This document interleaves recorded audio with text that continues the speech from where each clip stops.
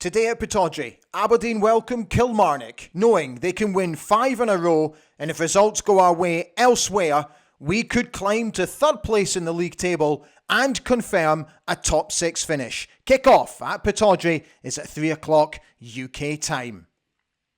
Here's today's other fixtures in the Scottish Premiership. Celtic host Rangers, Hearts take on St Mirren, Motherwell are at home to Livingston, and St Johnstone welcome Ross County. So as I mentioned, let's put this into context for you.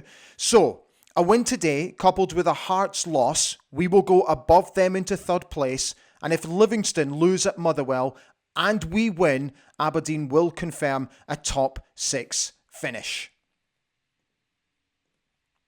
Good morning. How are you doing? A very warm welcome to Ali Beg ABTV this Saturday morning. So just to let you know, this is a pre-recorded show. I've taken the family away for Easter, so there will be no live chat today. You will not be able to interact with each other, but you can still leave your comments. Don't forget to like if you enjoy today's show. So we've got plenty coming up. I'm going to be talking to Waterschei striker Lars Gudmundsson. He was the chap that scored at Pittodrie 40 years ago this past Thursday.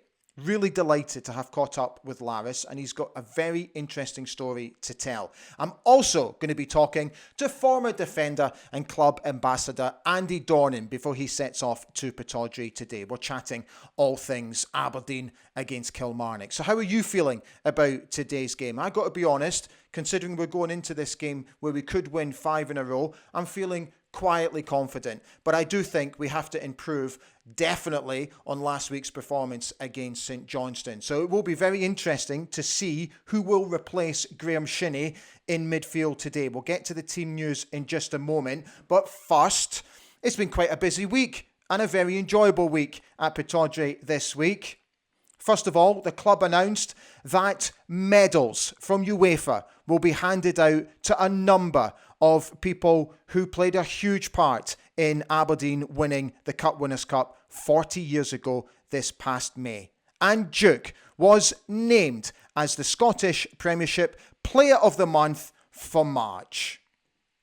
Many congratulations to Duke, and absolutely well deserved. So getting back to the Gothenburg and the medals and UEFA granting new medals. So just to remind you, those medals will be going to Dougie Bell, Sir Alex Ferguson, to the families of Teddy Scott, Chris Anderson, and the Donald family. And let's not forget, assistant manager to Sir Alex at the time, Archie Knox. Now, I spoke with Archie yesterday. We had a quick telephone conversation, and he told me how absolutely delighted he was to receive the medal. He had absolutely no idea it was going to happen, so he's very grateful to Duncan Fraser and to Chris Gavin from the Heritage site as well for basically organising this. And what's really interesting is that Neil Simpson, with help with the football club, he sent his medal to UEFA so that UEFA could have a look at it, and they actually designed and made exact replicas of that medal, which will obviously be presented to the families and to the guys at a ceremony next month, which will be absolutely fantastic. Okay, let's try and predict the team for today's game against Kilmarnock. So I've put together what I think will be a starting 11. So there is a little bit of a conundrum in terms of who goes in goal now that Jay Gorter is fit. But I got to be honest, after Kelly Roos's performance last week, I think he will stick between the sticks. I think it will be a back three. So Liam Scales, Angus MacDonald and Matty Pollock. Then I think Ross McCrory, Hilber Ramadani, Leighton Clarkson, and I've got a feeling Hayden Coulson will come in today to replace Graeme Shinnie. So it'll be just basically a like for like, with Johnny playing just to the left of Hayden. Duke will play in his normal role, and Bojan Majowski will play as the lone striker up front. So that's what I think will be the team for today. Okay, let's get to our first guest. So I was delighted to have caught up earlier this morning with Andy Dornan, who played a couple of games for Aberdeen back in the 80s, and he is now a club ambassador. So he's heading off to Pittodrie very soon to wine and dine our corporate guests. So before he set off, we caught up and we chatted about his role at the football club and also about today's game against Kilmarnock. Here's Andy Dornan. Hi Andy, how you doing? It's lovely to see you as always. Thank you for jumping on. So, how do you see today's game going, first of all? Well, I think we've got to be encouraged, Ali, by the run of results we've had. I think Barry and Steve Agnew, you need to applaud, what they've done since they've taken over the caretaker role. The spirit in the team it's evident for everyone. There's been a massive improvement, and everyone is playing, together and for the shirt. And I think the most recent home fixture against Hearts, first 20 minutes, I think that's been as good as we've seen all season. I think everyone at the game was really encouraged by how well we played. How important is it to keep up this sort of steam of momentum, let's say, to keep that going, Andy, especially towards what will be the split? Because if we win today, that's to secure a top six place, which was almost unheard of at the beginning of the year. Well, I think there's two ways of looking at this, Sally. I think from Barry's own personal point of view, the more success he brings, the more chance he's got of securing the manager's job. And the way he's doing everything asked of him, I mean, it's been fantastic. From the club's point of view, I think that's vital that we finish in the top six. I mean, the realistic expectations of where Aberdeen Football Club should be is definitely a top six team. If not, probably higher. We're looking at maybe a top four, and certainly qualifying for a cup final. So let's talk about your own role, because you are an ambassador at the football club. So can you just explain a little bit more about exactly what that does? Well, along with a few of the other older players, I think I'm maybe the youngest at the moment. Maybe Brian Irwin beats me. Brian's a bit younger than me. My role with the club's varied over the years. Everyone knows I was involved in the coaching side. We had the Edinburgh Centre with the youth academy, which we closed down. So it was a progression into, Andy, on a match day, can you, go round the lounges, look after the guests. In my case, it's tell a few stories. Neil Cooper, obviously my good friend, obviously gets a mention. But, it's just a case of talking to people, Ali, and making them feel welcome and speaking about how they see the game going. I mean, there's obviously going to be some questions from supporters and corporate guests that you kind of have to fend off, because you don't honestly have the answers all the time. But I see myself as an Aberdeen fan. Okay, I've been lucky enough to play for the club, but I'm an Aberdeen fan. So, I share a lot of their enjoyment. I share a lot of their disappointments, as a lot of the ex-players do who are ambassadors. I mean, I just think I'm lucky that I can share the role with people like Joe Harper, Drew Jarvie. It's for me, they were my heroes growing up, and it's great fun. It's always good seeing them as well. So, as an ambassador, do you only do this for home games, or do you travel to the away games as well? Just the home games. Okay. In the last month or so, not through choice, there's been a sort of problem with the red TV. So at the last minute, I suppose it was a bit like my career, it was a last minute sub. I was called on to do red TV. So I'm just available if the club need me. If they said to me, Andy, can you go to an away game? Provided I had nothing on, it wouldn't be a problem to me. But primarily it's home games where we've got the corporate function rooms, which are normally really busy. I mean, it's a fantastic day out. People who have been there always enjoy it. People who haven't been should go if they can. If there's a company out there that's want to entertain their customers, there's nothing better. So today, the company that you work for, AGT Engineering, you are the match day sponsor. You are the match ball sponsor as well. And let's not forget, it's Ladies' Day today. So how much involvement do you get in organisation of what is sponsoring basically the whole day? Well, with me, Ali, over the years, the various companies I've worked for, I've always tried to, encourage the company, if they've got any entertainment allowance, we'll call it that, will we? To get involved and sponsor the club, whether it's a game or a day out or a golf day or something. And my MD, Dave Scally, is, really supportive.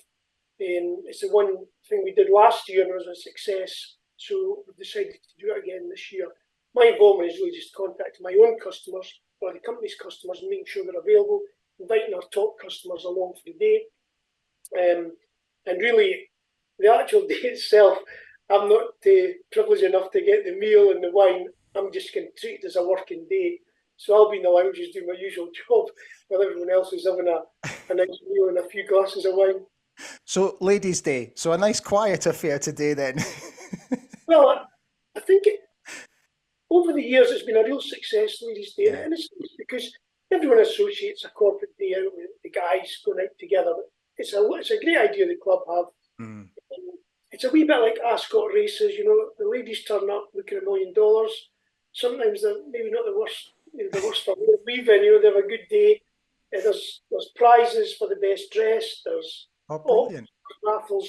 So it's a fun day, Ali, and I think the club, again, I've used that word applauded, it's something that they've got right. The corporate team at Aberdeen have done a great job with this, and it's a really good day out. Fantastic. Mate, well, listen, have an absolutely brilliant day. So thank you for jumping on. It's lovely to see you. And I'll see you again soon.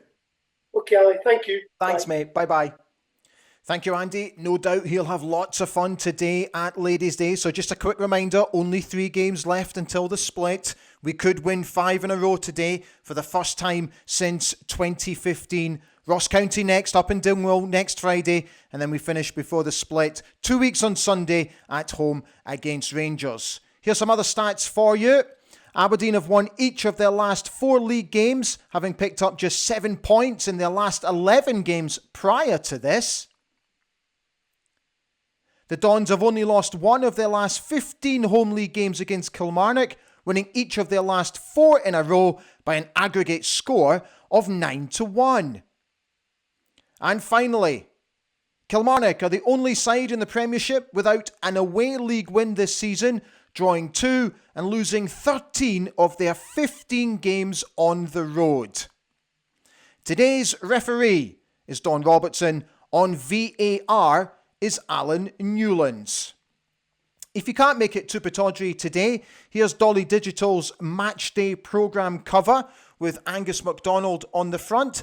This week, Angus partnered up with Clan Cancer Support Charity. He's going to help raise awareness because Angus was diagnosed with bowel cancer back in 2019, but thankfully, he's made a full recovery.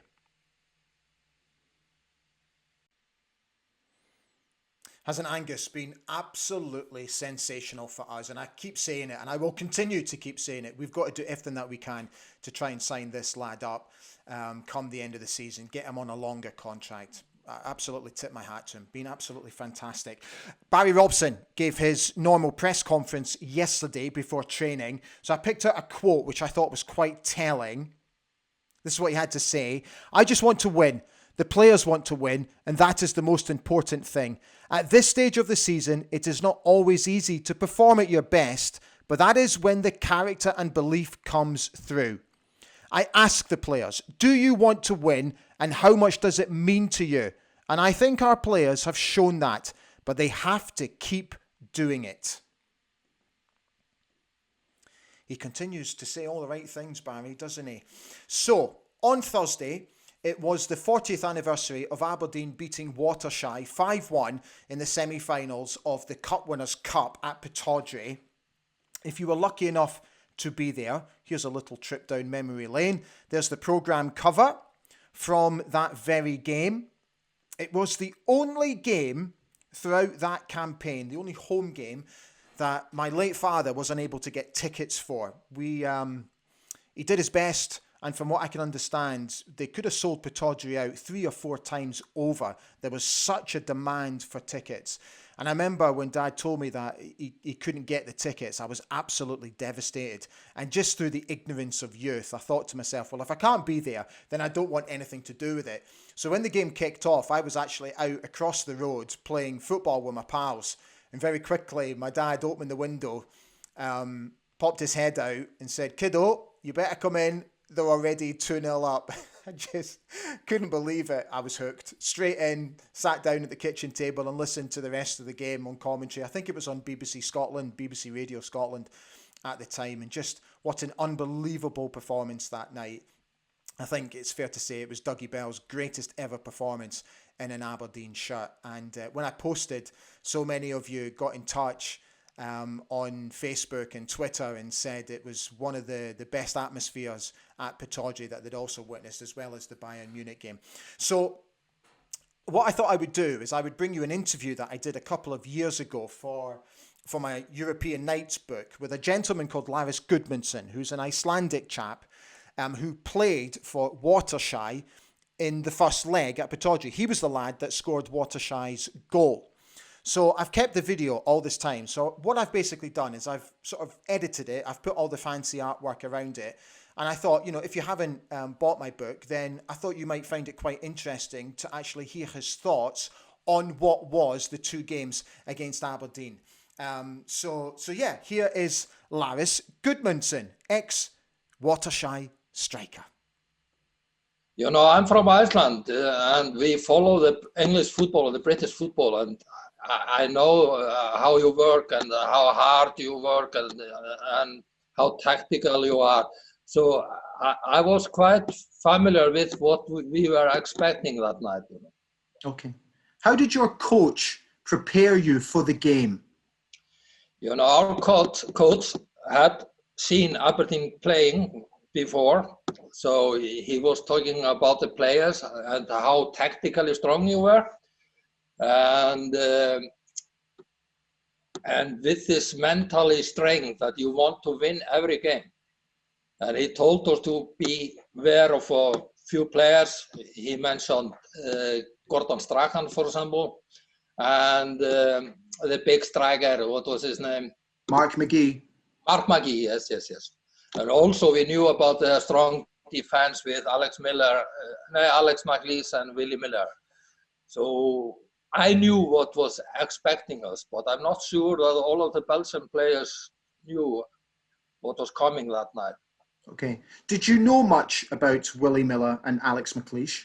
Yes, I knew that they were Scottish national players and that they were physically strong and also good organized. And so, yes, I can say I knew a few things about them. Okay, so you were expecting a difficult game?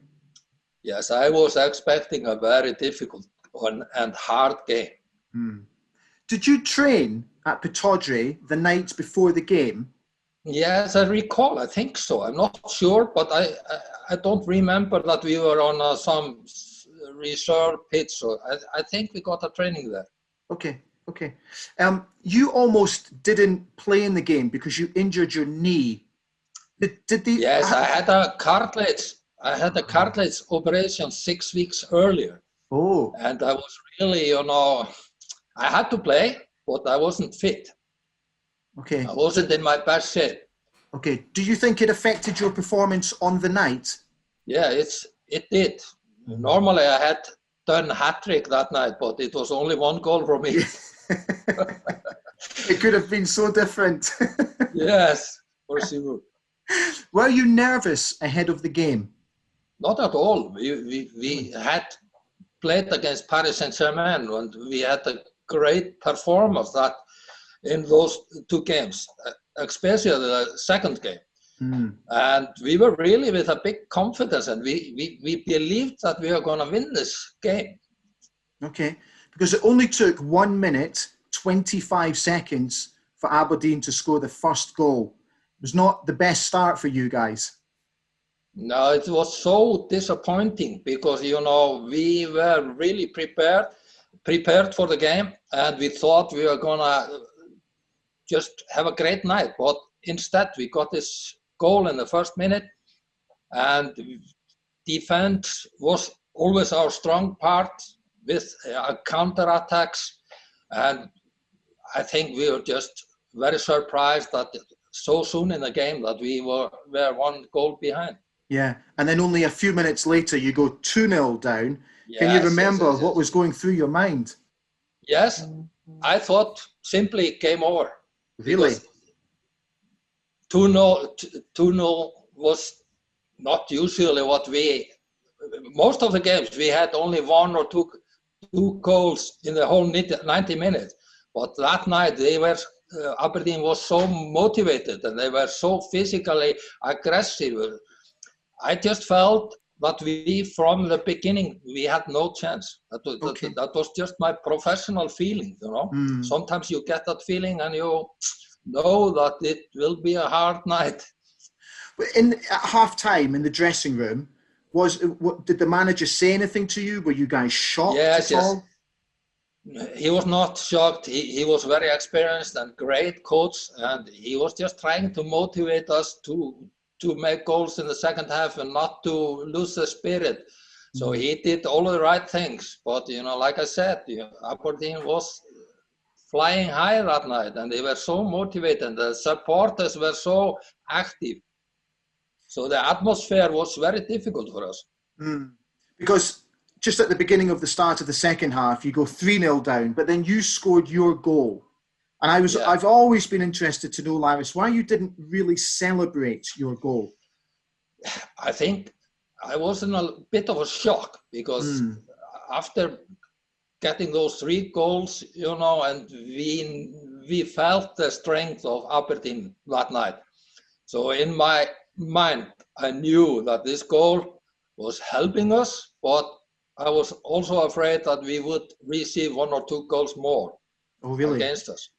So I really didn't feel that great feeling when you reckon that you have a chance to get back into the game. Somehow, I don't know, the spirit was simply a little bit low that night, and that was unusual for Waterschei because we had a great team spirit. But we were also missing one of our key defenders.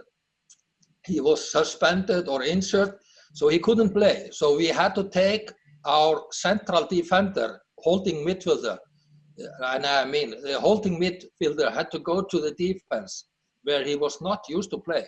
So our structure was a little bit out of order. What was the name of the defender that was missing the game?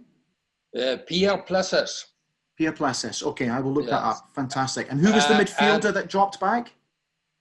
There were 2 brothers, Pierre Plessis and the other Plessis. So, yes. Okay. But the strong central defender was Pierre Plessis, and Leigh Clijsters, the central midfielder, had to do the defending job. Okay. The father of Kim Clijsters, the tennis. Yeah. What can you recall of the return leg in Belgium where you beat Aberdeen 1-0? I mean, that was more like a friendly game, you know. Yeah. Because with the first game 5-1, everybody knew that this was not a possibility to turn that result. So it was more like a friendly game, not so aggressive, and you know, we were simply so disappointed, but we decided to play for our great fans, somehow go out of the game with a little bit respect. So 1-0 was, you know, just a normal result. We hardly ever lost on our home ground. Okay, one last question for you. So were you surprised that Aberdeen beat Real Madrid in the final? Both yes and no. Okay. Because after we played them, we saw how strong they were. And, you know, one of my favorite players all the year after that was Gordon Strachan. I really loved him as a player. And we knew that they had good skills in their players. And even though Real Madrid was a great team, they still was not so physically strong as Aberdeen. So, yeah, before the game, I thought Real Madrid would win, but have a tough game. But then, I in my heart, I was supporting Aberdeen. I thought they could win the game. So fantastic. Yeah, it was a great night. I was there. I was 10 years old in Gothenburg. Yeah. But, you know, also I knew, we felt how great Alex Ferguson was as a coach. Yeah. You just had to look at him and you saw this, you know, star. He was a really from another level. In that early days, you could see that. Yeah, oh, for sure. He's a great manager. Lars, listen, that's fantastic. Thank you. Lars Gudmundsson, former Waterschei striker, recalling the time his side got absolutely smashed at Pittodrie. If you are enjoying today's show and you haven't already done so, I'd be absolutely thrilled if you would please consider subscribing to Ali Beg ABTV. We're not that far from 2,500 subscribers. And it would be absolutely brilliant if you would jump on board. It just helps us continue to build the channel here as we get deeper and deeper into 2023.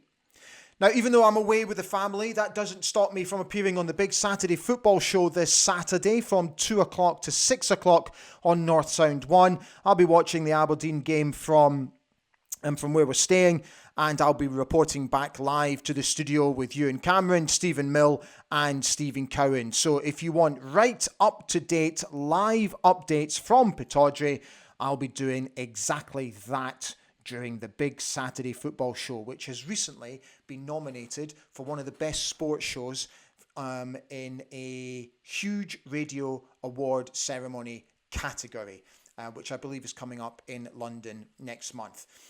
So guys, we are just about done. Thank you so much for watching. I really hope you enjoyed the show. Now, just to let you know that the review show will not be tomorrow night as normal because I'm still away. So I get back home on Monday. So we'll do the review show on Monday night at 7 o'clock, where I'll be letting you guys know about how the Lewis and Harris Dons Supporters Club got on their trip to Pittodrie. They've travelled all the way from the Western Isles. They're also presenting their Player of the Year award to Duke. So I'll have all of that for you on Monday night as well. So the very best of luck to the lads today. 5 wins in a row could happen for the first time since 2015. We could go third today. So lads, don't leave anything in the dressing room. Have a fantastic Saturday, and I'll see you again on Monday night. Take care, everybody. Thanks for watching. Bye for now.